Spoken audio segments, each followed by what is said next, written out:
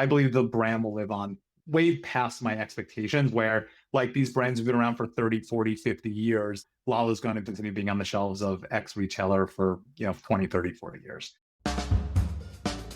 You're listening to What Fuels You, where we deep dive with CEOs, entrepreneurs, and business leaders to learn more about their stories and uncover nuggets of wisdom we can all use.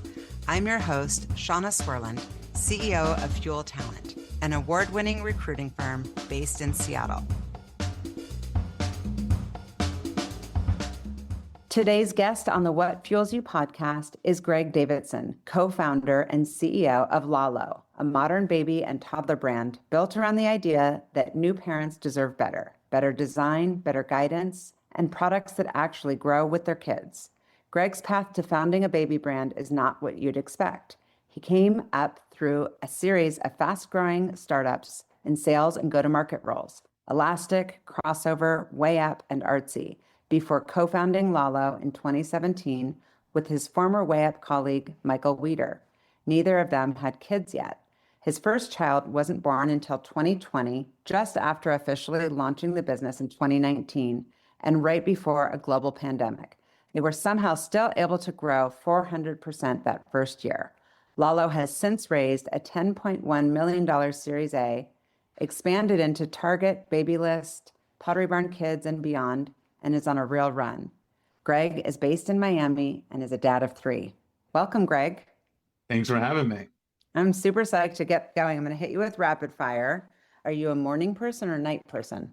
Definitely a morning person. I feel like you kind of get forced into that once you have 3 kids. It just like becomes part of your pattern. I think I was always a little bit of a morning person. My wife, absolutely not. What do you do in the morning? What's the first thing you do when you wake up? So first thing I do is, typically I'll have a child wake me up, which is usually my middle daughter, Sadie. So she's usually the first to come into the room. Then my son, Jason. Then actually, I'd say the baby right now is in pretty good shape. She's waking up last. So usually they're in bed with us for a bit. I'm typically the morning breakfast cooker, actually. That's like, I don't know how I got into the role, but I just started doing it. And my wife thinks like, because it's like happy wife, happy life. Everyone knows that. Something, definitely something like that. She thinks I do it for my own enjoyment, but my kids will get their avocado toast with eggs in the morning, which I never got as a kid. No, of course. Ever made for me. Our parents were like, here's the cereal box. See you later. Literally, I mean, Count Chocula all day, or any of the good stuff that I won't feed my kids anymore. But yeah, so definitely a morning person. And then typically, after that, I'll try to work out or bring one of them to school. It's kind of my routine. Yeah. Is there a decision that's been weighing on you over the last 90 days that you finally made, that you are like, this is a good decision? Yeah. One of the biggest decisions, we have a new product coming out in August. And as Lalo has evolved over the years, so has our pricing strategy and how we bundle products, how we create value for the customer.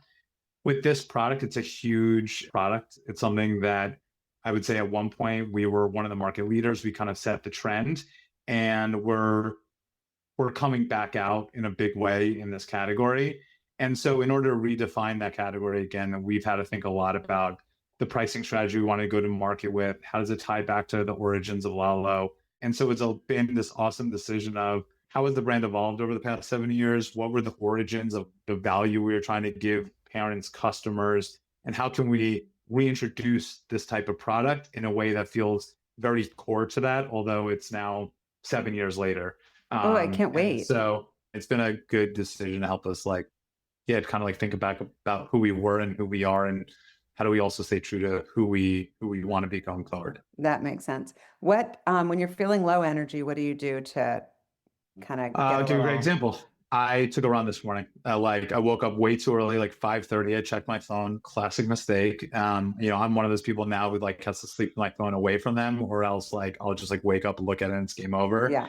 There was something weighing on my conscience. I was like, I have to check if I got an email or something.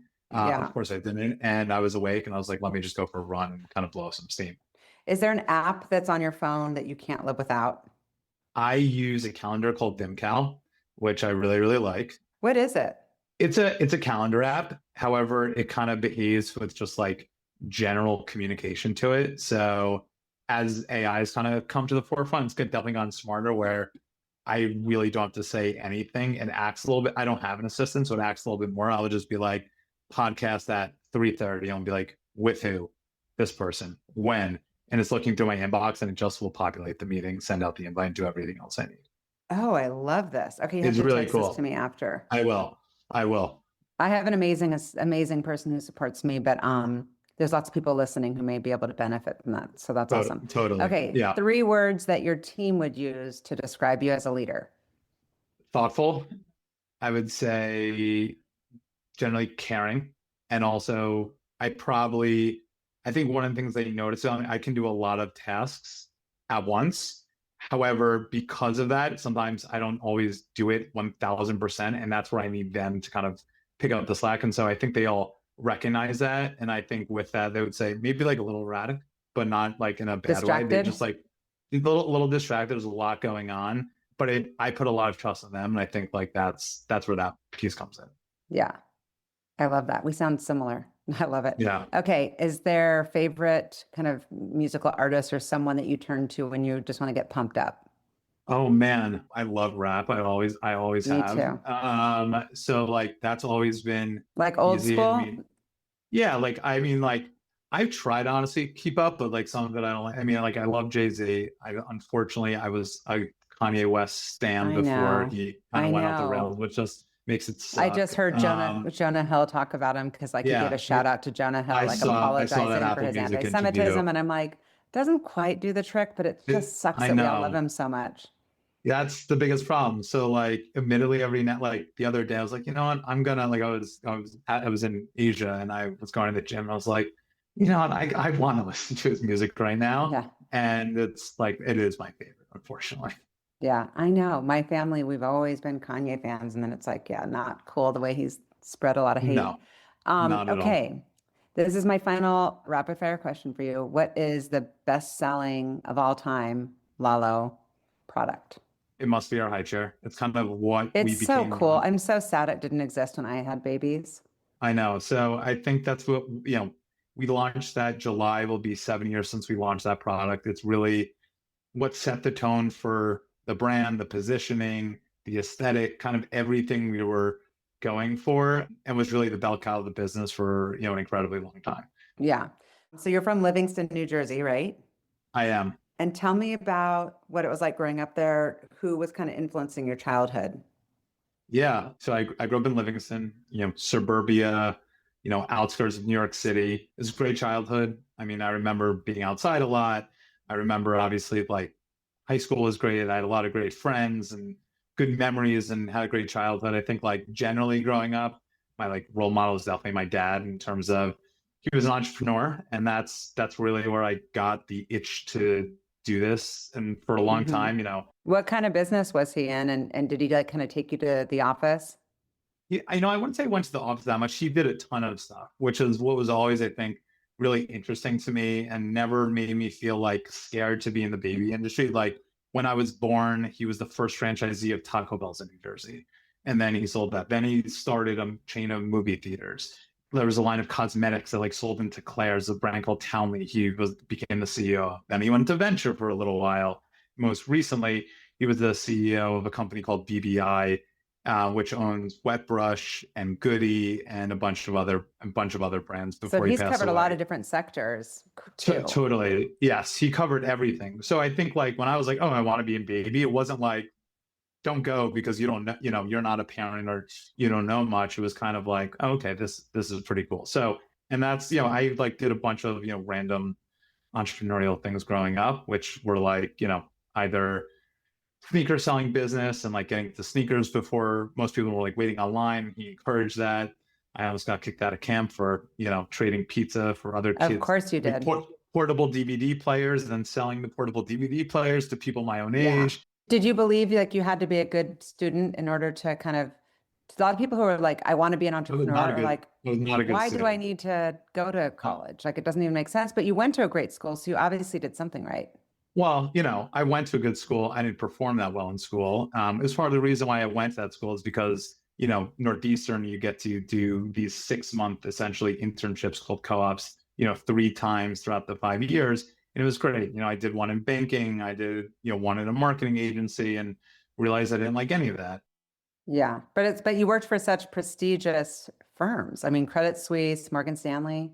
It was a great experience. I've like lived in New York, I go to school in Boston, and then I like live in New York. And then I think the best part was when all my friends graduated, and I had like essentially, I was there for like when everyone graduated to Christmas. And then I was like, see you later. I'm going back to school for another 4 months. And, it was kind of a joke at that point, going back to Yeah. college for 4 months when all your friends graduated. And it was a lot of fun. So I appreciated that time for sure a lot. Did that kind of turn you off from those industries, or did it turn you off from like taking a traditional path of like corporate America? I think in hindsight, there was something about it that only now I realize like wasn't fully fulfilling. Either it was like kind of like not really, not that I had other jobs, bosses and things like that, but really it was about, I think, like there was something about it that just like wasn't as fulfilling as something a little bit more entrepreneurial, a little more, I was always like, remember, back in the day, like I was always into like tech and being an early adopter of certain technology products, and just like thinking that was, really cool. And then when I graduated, the first job I took was this company called Elastic, which is now a company called Close.io, which is actually a piece of software. It's a CRM. What Elastic Oh, was, cool. essentially, it was consultants. It was like a sales consultancy. And I moved to San Francisco. So like pretty much out of school, moved to San Francisco. And literally this job was, no joke, it would be, so we had our own internal CRM, which became really the product that the company now sells. But I worked with StubHub, then I worked with eBay. I worked with this company Krossover, which was a sports analytics platform that eventually got bought. And essentially they'd come to us and be like, we're having really trouble selling our product. And they would hire Elastic. We would say like, we're the sales experts. It was primarily because the people, so myself and some of my other friends who worked there, but we also had this piece of software, like literally just had like this auto dialer. And I was literally just cold calling as many people, but it was like the small office. We were like raising, it was incredible. Did you guys have funding, or was it just like the Wild West? Like, let's just. No, the company went through YC.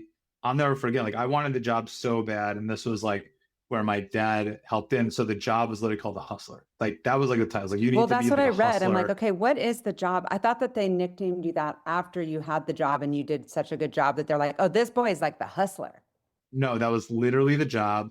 And I mean, it was like literally insane. I was working like East Coast hours. I was like driving from San Francisco to Mountain View, calling, like it was Krossover was like my main client, who ended up hiring me and my two buddies there full time, essentially run their entire sales, ops, and marketing stack. And From we a were just young like age. calling. Like you started there like Yeah, young. I was managing across. So once Krossover hired me, I was managing 35 people when I was 25.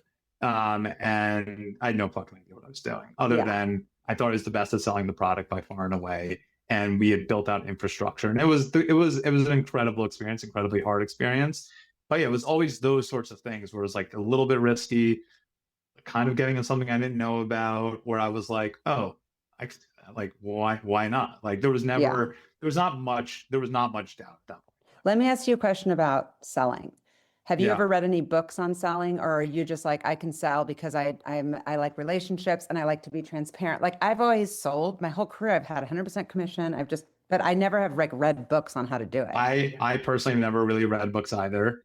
The guy who was one of the founders of Elastic Close-Eye, this guy named Stelly, and he is like I would say I learned a lot from him though, like in person. Like he's one of those guys who, as his career has evolved, he makes a lot of money, money from talks on selling, and he like really drove just like this like relentless type of behavior, not like overselling, but like the things you need to do, and like don't Like fucking following give up up. because someone yeah, literally just follow up is like 99% of the battle. And just because someone told you to go fuck yourself on the phone doesn't mean you can't pick up the phone again and call someone and Yeah. have the See, exact I'm same not good at that. attitude. Like rejection, I'm like, I'll move on. Yeah. But there are people that I've worked with that are like, no, it takes 7 times on average. And I'm like, 7? I've like lost interest at like 2.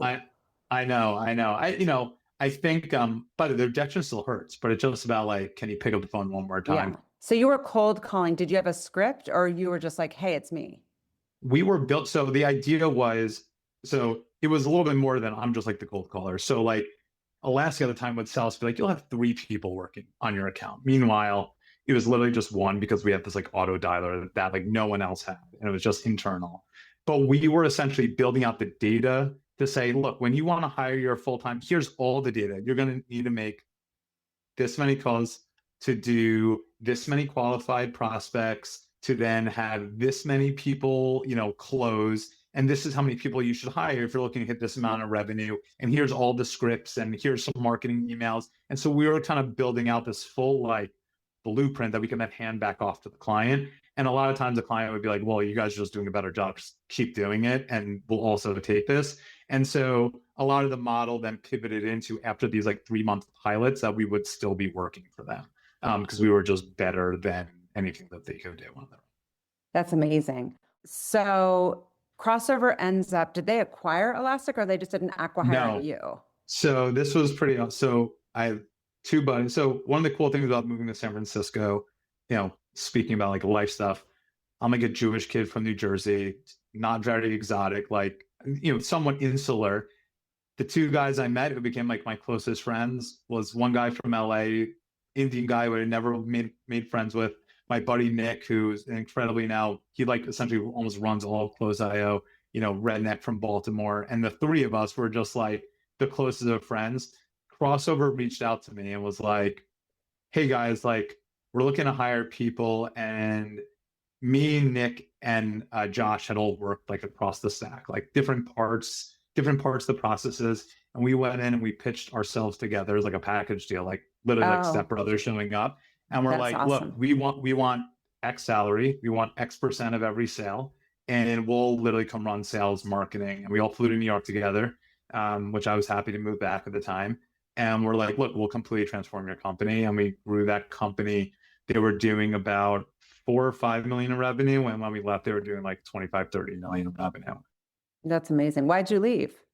Because I got another crazy opportunity to like be the first kind of sales and partnership at this other startup that I was like, it was my then. Yeah, you're employee number 4 at WayUp. Yeah. So my then girlfriend, who's now my wife, her best friend was like the 3rd employee at this company, and they were looking for a head of sales and partnership. And I guess, I was like 25 at the time. And they were like, look, we're going to YC. You can live in the house with us, which I was like, I don't know how much I'm excited about that, but like, sounds good to me. The company had some great funding. And I was like, this could be fun.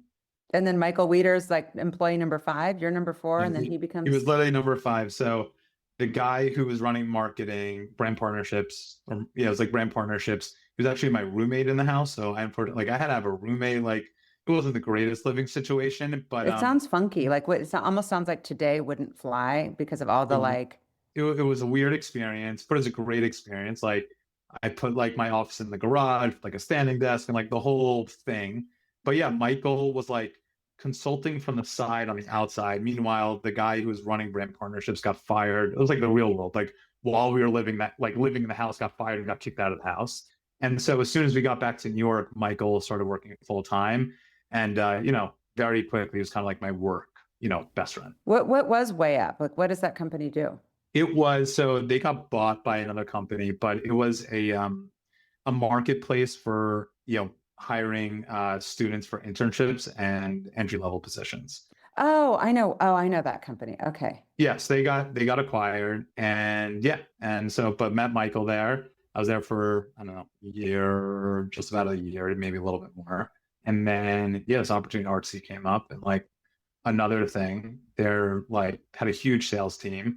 I knew nothing about art, like literally zero. They had me read a couple books about art and selling art, but like the whole thing was like, another one of these industries where it was like, how can you get their inventory online? They're mostly like these people are literally just in galleries, like sitting there by their phone, and they had a bunch of art world people selling who were like afraid to pick up the phone. And so it was not their thing. And so like, I think like I was able to get there, and, I have my own like aesthetic to me. So like I could hang with the art people, and I got them, but I brought this like business acumen of like, we could build this blueprint very fast, and this is how we do it. And it was, I loved, that was like probably one of my favorite jobs. I was given a lot of carte blanche. At that point, company probably raised like 100 million. I was reporting to the COO and the CEO, and I ended up managing 60 people. I had like 30 people in New York. I had a team in Berlin. I had a team in LA and a team in Hong Kong. It was awesome. It was like really like an incredible experience. That's a huge job. You've done a lot for someone like so early and young-ish in your career. I mean, you're obviously like had some great experience. Tell me about your first impression of Michael and his of you. Ooh, I don't. You'd have to ask him about his first impression of me. I actually don't know how he'd answer. Well, I guess was it like, oh my gosh, we just really hit it off, or was it like, huh? There's this general like, he was from Long Island, I was from New Jersey, he went to Michigan. There was like that like classic just like kind of connection. We have some overlap. Yeah. Yeah, there actually was not much overlap, which I actually think is one of the unique things about our relationship and like how it's really been able to evolve in a very positive way. And Michael, he was super sharp. There's just like lots of like little ideas he'd like toss out, and we'd like throw around business ideas to each other when we'd like go on like walks for lunch. And from like a brand partnership side, he was also like very hungry, and so like that's how our relationship was. We didn't work together actually at the company.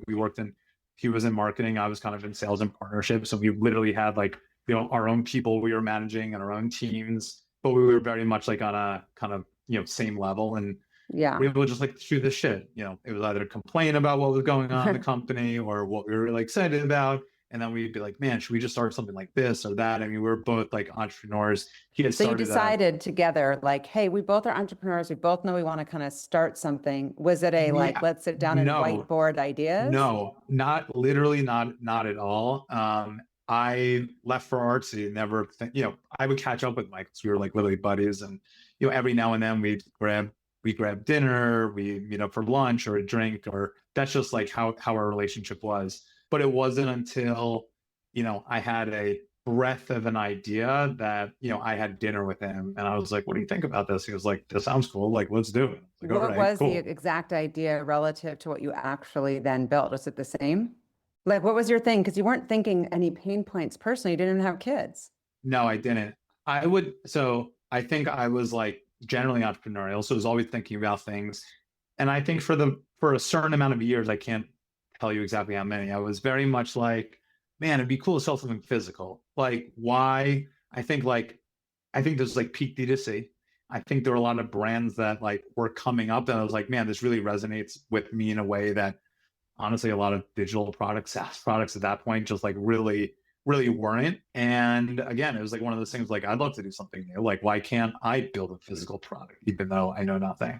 The idea really was born from, I was my first friend who was having a kid, and I walked into their apartment, and truly, I just gone through the process of like registering for my wedding. So like buying new stuff was not like new to me, but I was like, I had a pan and I was buying a nice one. I knew the way my one that I had in college melted in my hand from the plastic handle versus, the nice, all-clad one that I just registered for. And I went to my buddy's house and he had all this stuff, boxes sitting on for registering. Like, dude, what is this? It's like, I have no fucking idea. And it's all a bunch of red, green, yellow plastic. Yeah. And, I think at that point there was very much like, there was like the stroller. I think like the stroller and the fact that like that was out in the world and away travel was like really blowing up. This is like, 2017. At that point, I was like, there's definitely something here with this customer where to me, they seemed super vulnerable. Yes. And I mean that in not a predatory manner, in a way that like they were seeking information and not knowing and being okay with being vulnerable. And at the same time, I was like, shit, this consumer is like ready to spend money. And it's just such a big moment for people like women. And it's literally, I have such a memory of being in a cab. I was living in New York when I had my first two kids. And I remember being in a cab and having like a full meltdown with my husband, like, we haven't even gone to buy baby and we need to get all this stuff. And he was like, we have time, relax. And I just 100%. Had this like nesting energy of like wanting to get everything. And you look back now and you're like, you don't actually need all of it. And I think you've done a great job of creating essentials versus all the bullshit stuff that people buy. That's like, I'll never use this again. You don't know if your kid's going to like it. Exactly. And so honestly, the first thing I did before I saw Michael, I just like went to Buy Baby in New York City. I walked around some like special. I'm like, I remember it was like, no kids, like like Sunday. If You're like the creepy guy walking through. Yeah, I'm just no, kidding. I was like this like creepy single white dude just like walking around bye bye baby, like looking at stuff. And I was just like, none of this resonates with me. These brands specifically, they only make one thing. And I was like, why aren't these brands following that customer? And then, I started doing a little bit of digging on my own before Michael and I coincidentally had dinner. And it was just like very much like these brands were 20, 30 years old, 15 years old. They had gotten known for doing one thing. I mean, because in retail was like 100% distribution. Like Bye Bye Baby was the end all be all. D2C was not real. This category had not really come online yet. And these brands, all they could do was product marketing. Like there was no online marketing. There was no brand marketing. It was like, we're in store. We want to show you like why this stroller is the best to push and feel. So you're having dinner and you're like, hey, what about a babe? Did he have babies? So he did not. He got married in January. He got married in January 2017. I got married in November 2017. And so this was now July 2017 or June. And we were just like having dinner. I was like, dude, like, what do you think about like this like baby category? And I was like, none of these brands are following people along their journey. There's nothing like the brands are kind of lame. The colors are not great. The way like people are talking to the parents, like you go in store, everything's very technical. People were marketing more through, Michael like says all the time, fear and anxiety, and then they were about just like this stuff. Is what like this is what it's like being a parent and like being real. And I think I'll never forget Michael in that 2 seconds, and this is like why I've always trusted him. He was like, okay, cool, we're gonna name it Momo, which is like short for I think Motsate or something, was Hebrew for pacifier. And he like built a landing page. It was like, Momo, like, due on X date, like some like bullshit landing page. And I think from there, we were just like, okay, let's just get started. Like it wasn't, I wish I can say there was a ton of thought. Now, what started happening was a lot more thought into it of like, okay, how do we want to enter the market? Well, because you're the sales guy, he's the marketing guy. There's clearly a gap. Yeah, exactly. Like I ended up being like the fundraiser, operate like, like more like logistics, the freight, all the unsexy stuff, which I generally like, and fundraising, which obviously can beat people up. And, I was okay taking that. And he does obviously a lot of the marketing, and he's, he was always like really great at sketching. I'm like literally like, I can't even draw a stick figure. So he could like sketch out like, oh, this would be like what the great product looks like. And, so it's worked out incredibly well. And so, yeah, we were very quickly off to the races. First thing we did was we sent a survey around. We like knew a bunch of people were parents and just like kind of went like, I wouldn't say like viral on Facebook, but and we're able to get like a couple thousand survey responses about colors people like, some brand people like, some brand people's hate, and what products do people really like, knowing nothing. So I think like that level of objectivity we were coming into it is what like I always said then, and I still believe like every Shark Tank fucking product I saw was like, I'm a mom, I'm a dad, I have this problem, and I'm just going to assume everyone else. And we were like, how do we build something that is attractive to the masses, not just to like one specific pain point or solution? And so I think that was big in getting an understanding of what people really liked and didn't. I think we had a very strong point of view on like aesthetic and like what we liked generally, which I think was really, really helpful. And then on top of that, like we had no idea how to make products. So coincidentally, a guy who was like my sales ops guy, he was essentially my right-hand guy at Artsy, his brother is one of the co-founders of Magic Spoon. And he is very close with another guy who his name was Lucas. And he was essentially like, it was a bunch of guys who were at the company Quirky, which was like a product development shop. And I was like, yeah, I'm like thinking like, I want to build a stroller. He's like, I don't know, talk to Lucas. Like they've sourced stuff before. And then we kind of just like started figuring it out, like very much ground zero, knew absolutely nothing, figuring out the lingo. We're able to source a great partner. They got in touch with a guy who was one of the COOs for McLaren strollers at one point in time, who used this factory at one point. We got introduced and then kind of just like, started building.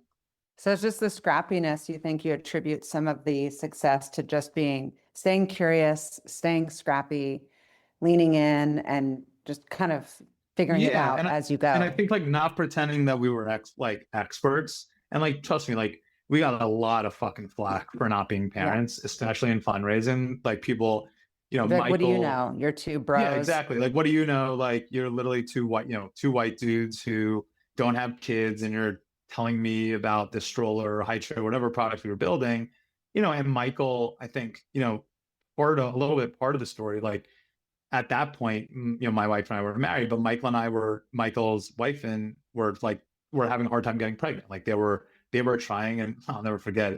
It was just like classic Michael. He was like, well, biology was on my side. I'd probably be a parent right now, which is like just shows like you can't just say something of like, just because you aren't a parent, like people try to become parents, have an incredibly tough time. So what was the first check?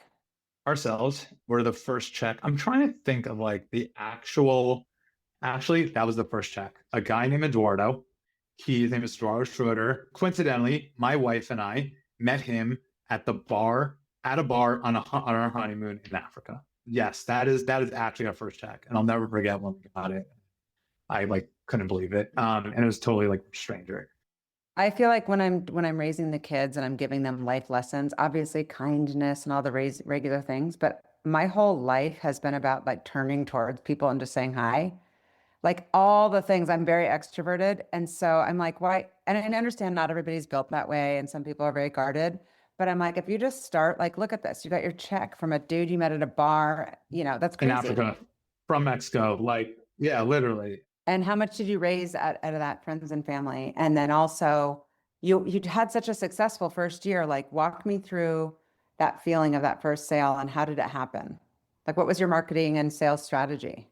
Yeah, so I feel like there's a lot to let up to that.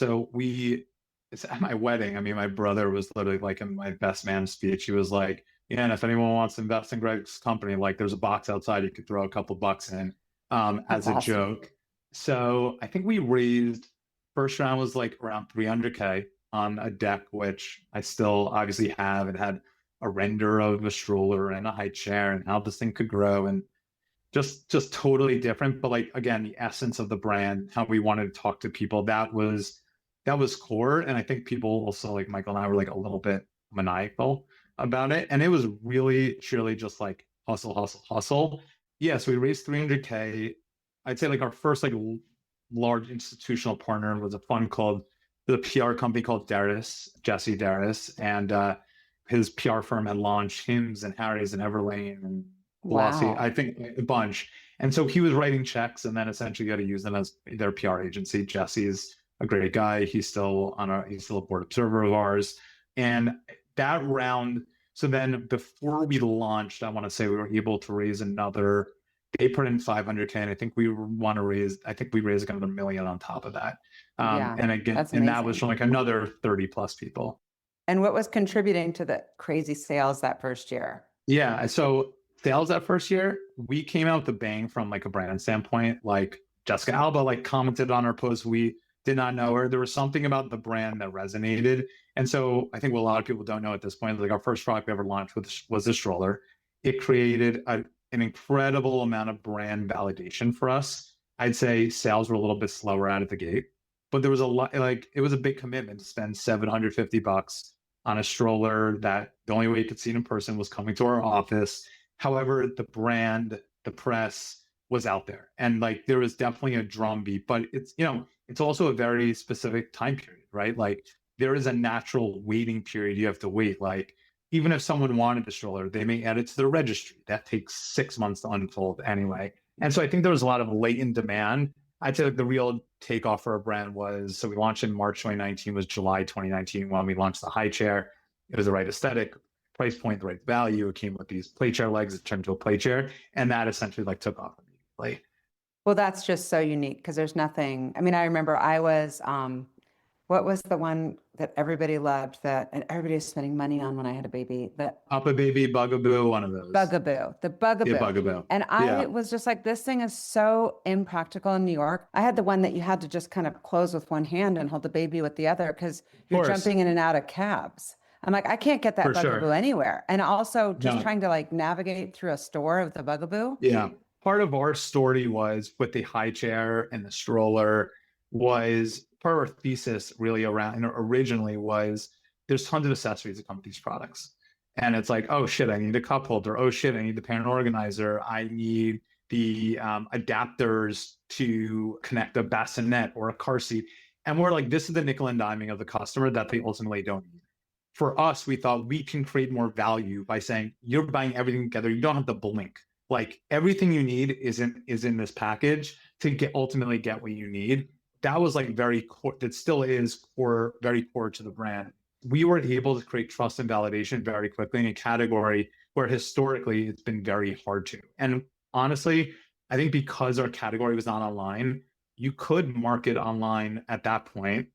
Obviously, things had changed since then, way cheaper than other categories. So our competitors were not spending online. And so the reach and awareness, regardless they were the velocity of people buying that stroller, we were able to reach people in a way that I think many other brands were not because they weren't spending online. It was still dominated by traditional retail. Super interesting timing with the pandemic. I mean, that was just like a shit show, and it sounds like it almost kind of possibly benefited you.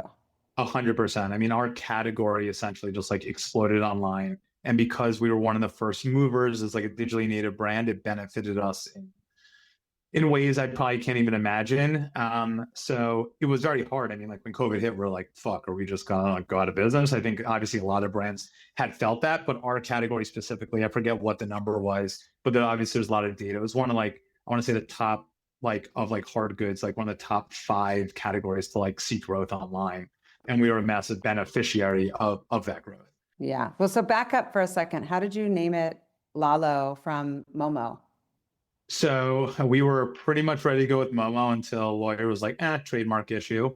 And then we knew we wanted something short. And so we went through a pretty big naming exercise and we couldn't figure it out. We had a lot of other options. And coincidentally, Michael was at a wedding in Mexico, stumbled across Lalo, and he was like, I got it. Love all little ones. And I'm like, that's, Michael essentially being Michael again, being able to come up with something. And we were like, okay, cool, done. We don't have to think anymore. And then, we ran the trademark search and, landed on that. Love that. And so Lalo stands for? Love all little ones. Oh, it's just the best. Yeah, it's great. Love it, love it, love it. So tell me about the scaling of the business, because you've obviously raised a lot of capital from some very impressive companies. How do you, I guess, if there's an entrepreneur or somebody trying to become an entrepreneur listening, what are your thoughts around fundraising? What are your thoughts about choosing companies to partner with for investors and even choosing board members? We've had a crazy journey. Like it was not easy for us. I mean, we've raised almost $23 million. And I think we have, no joke, 120 to 130 investors on our cap table. And so, look, that's the sheer grit and determination that we had to like keep pushing. And probably the salesman in me being like, all right, cool. Person gave me 10K, I'll have to go to the next person and ask for 20 or whatever it was. Obviously, over time, it got easier, the checks got bigger. But in order to get to even a place where we were starting to sell, I mean, before we started the company, I actually think we had 60 plus investors. So like half of those people came before we even launched the business. And what were they investing in? Would they say you or Michael or the idea? I think they probably say they were investing in myself, in Michael. I think people realize definitely the category was stale. Like there was not a lot online happening. And again, I think the timing of when we were raising, like, again, this was like peak D2C where people were throwing very crazy valuations and funds who typically weren't in consumer. So there was a time and place. And by the way, that time and place is totally shit. So I don't think crazy. It's crazy. It's definitely not as easy, although,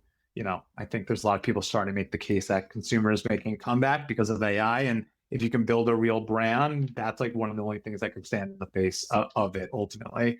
But yeah, I think, look, having a big tech cap table, I can tell you it's a lot of positives. I think the network effect we've gotten from our cap table alone has been paid massive dividends. I can tell you when you are going to get approval for your next round of funding, it can be a real pain in the ass, not necessarily because of the people, but because like you may have to get majority of the preferred. Majority of the preferred, unfortunately, is made up of a lot of fucking people. So it has its pluses, and it definitely has its pluses and minuses. And we've also we've had an untraditional round. I mean, it was hard. Essentially we raised our seed round of capital in January 2021. In that point, I would say, so that was like really after the first 16 months of business. And we had done essentially our first full year of business. We did like $2 million of revenue. And, even before that, I mean, people were raising their seed rounds with like $0. So like things were starting to shift. And, and then our Series A ultimately got led by a strategic. So, it hasn't been, I think it was 2018, 2019, like obviously COVID, like complete shift in perception around D2C, consumer brands, profitability, all those sorts of things that at one point, like no one gave a shit about how profitable you were. They were treating consumer brands like tech companies. So the landscape shifted, and and by the way, like in many ways, I think Lalo is not a traditional venture company. If you were to scan the landscape of venture-backed consumer startups, the large majority, I can think of only a handful, are going to have a subscription element, are going to be true CPG, food, beauty, things that are higher turning, lower AOV, have, like I said, a subscription. And so we kind of broke the mold, which we were always up against, but it led us to some other like amazing people. I mean, our Series A was led by a company called Spin Master, which is the third largest toy company in the world behind Hasbro and Mattel. They created Paw Patrol, I'd say, is like what they're probably most well known for, and obviously make all the toys. And so, yeah, we brought in some really interesting partners along the road have been able to help us. And I'd say, like, ultimately, like our path, there's a lot of pros and there's definitely some cons too. But that's just like our path. And like, I kind of take it for what it is. And I'm still proud of it. And what about the board seats? How do you think about that? How many are on your board? So there's 3 voting board members. So it's me, myself, and one other. And then we have a lot of board observers from different investors from. Wait, you, Michael, and one other? Yep. Me, Michael, my co-founder, and then one other.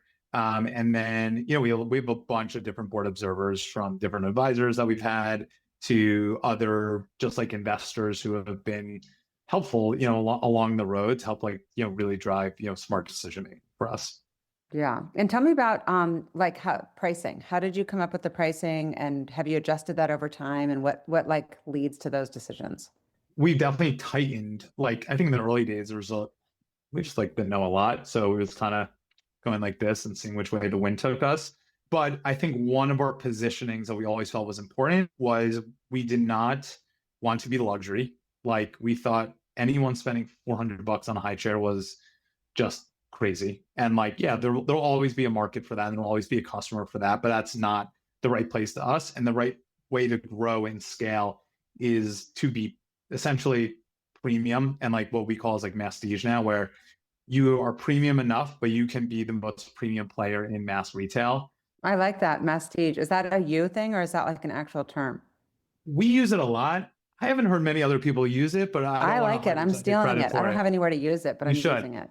We felt like that's the place where, everyone worried about Amazon's going to copy you, Target's going to copy you, they'll launch. There are certain price points in which they won't. And also, I think one of the things that is a good takeaway is, look, these retailers are trying to get a certain margin dollar as much as they are drive unit velocity. And so by them bringing in higher priced products, that Target has a great white label business of stuff that's much cheaper than us.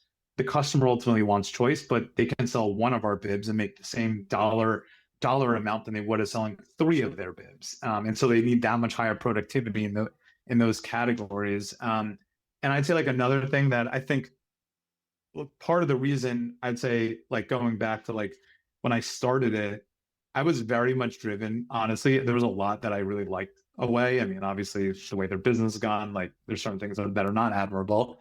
But I thought they did one thing really well, and I use this analogy all the time of like they brought the Rimowa customer or Tumi customer to say like, how the fuck do I need to spend $1,000? I can be part of this really awesome club that feels premium in nature and spend 200, and the same customer who's going to teach, or a different customer going to TJ Maxx saying, I only want to spend $75 in the carry-ons. Like, you know what? I'm happy to trade up to be, a part of this thing that has this greater feeling.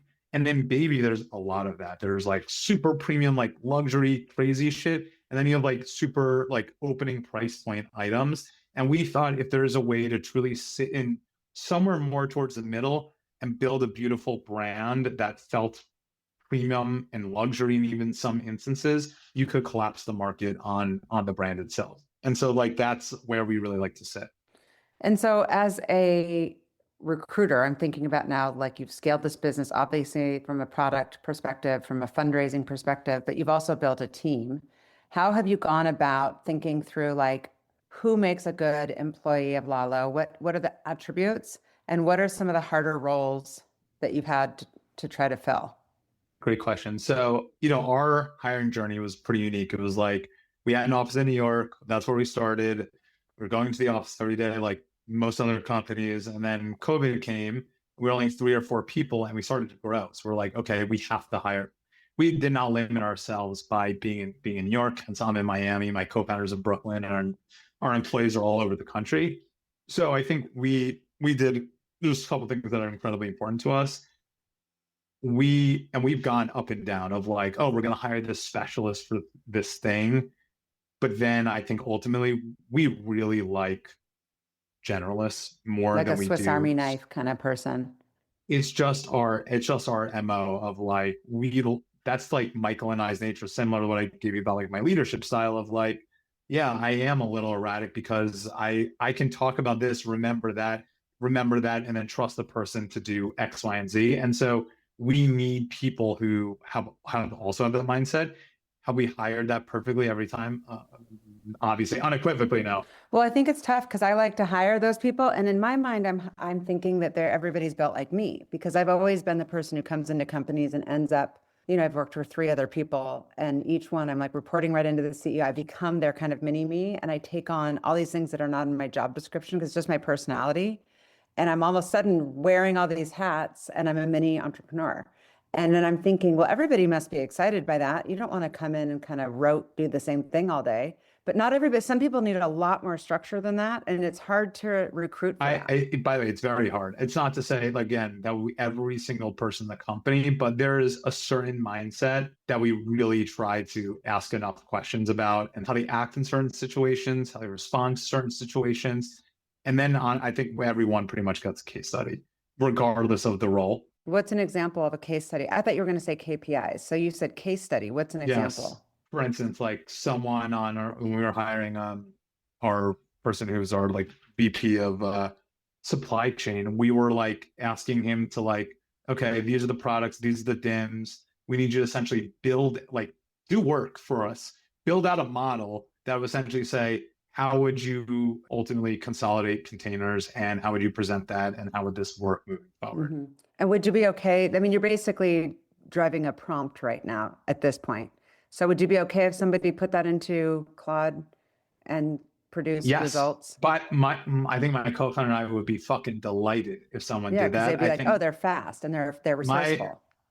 My co-founder, I think at this point, like not to like shift the conversation, him and I are texting each other especially lately, a million aha moments of like, oh my God, like, can you believe like I just did this or you just did that? And like it's very interesting because sometimes I would expect more of I think just like general employees. I've heard this from many founders, not just Lalo, and I think our employees are starting to do a very good job of implementing it because Michael and I don't shut the fuck up about it. But you hear a lot of people like, it's not that people are resistant. They kind of just like don't know where to start, or they don't know where to start. Or they don't go all the way. Like they'll do like something general.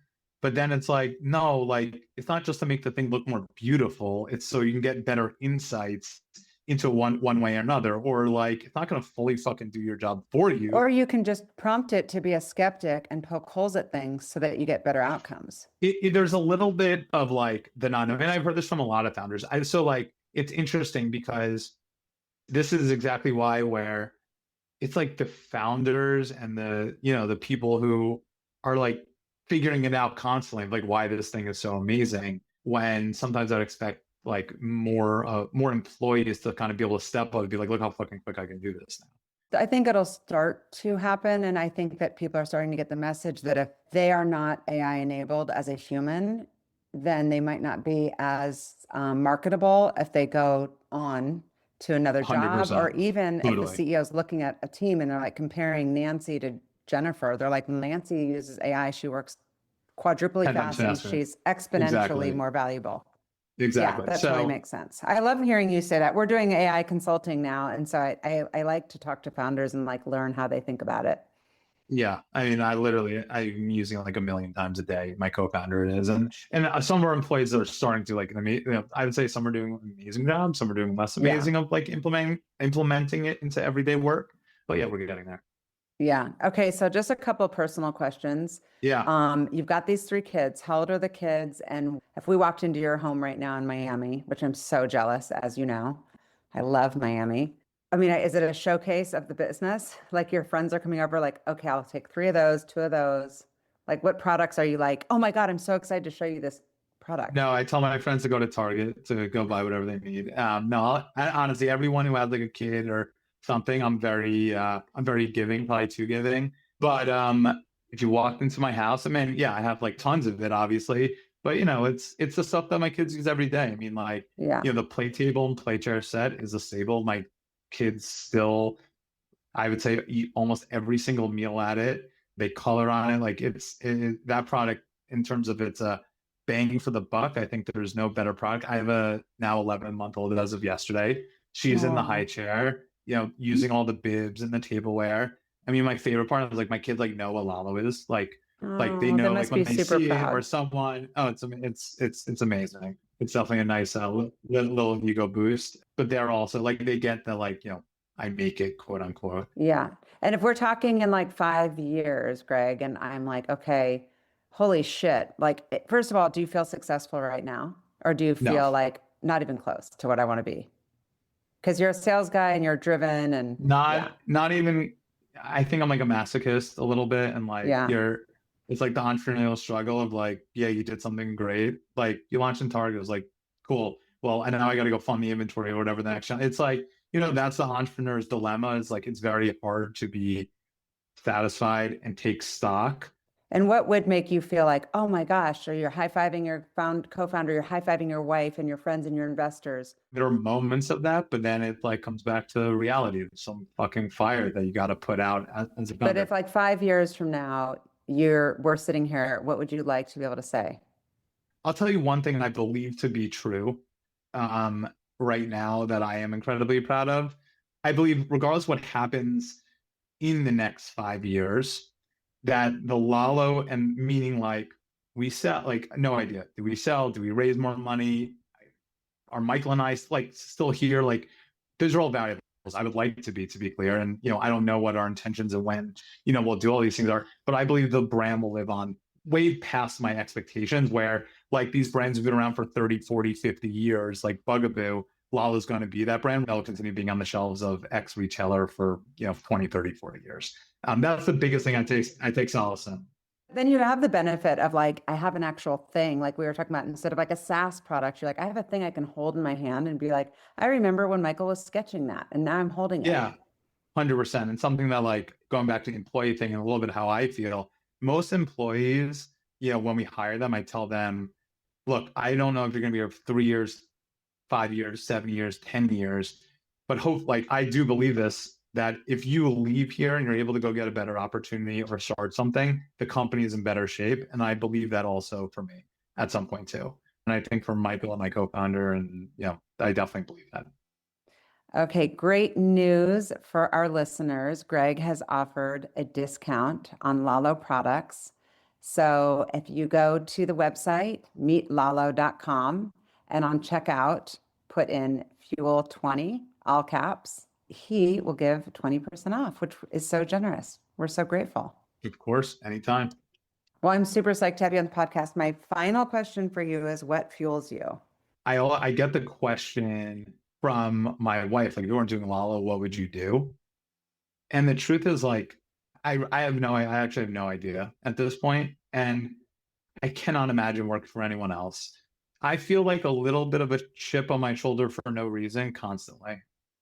I remember like trying to raise money in the beginning. Like I did go to like friends and family or like friends of my parents that like, I'd be like, okay, give me a fucking flyer. I'm a close family friend for whatever it would be, 5 or 10K. Not that that's a nominal amount of money, but I was like, this is like, that's the way it's supposed to be. And like, they never put in money and they didn't really care. And I was like, fuck these people. Like, I'm just gonna go and prove everyone wrong.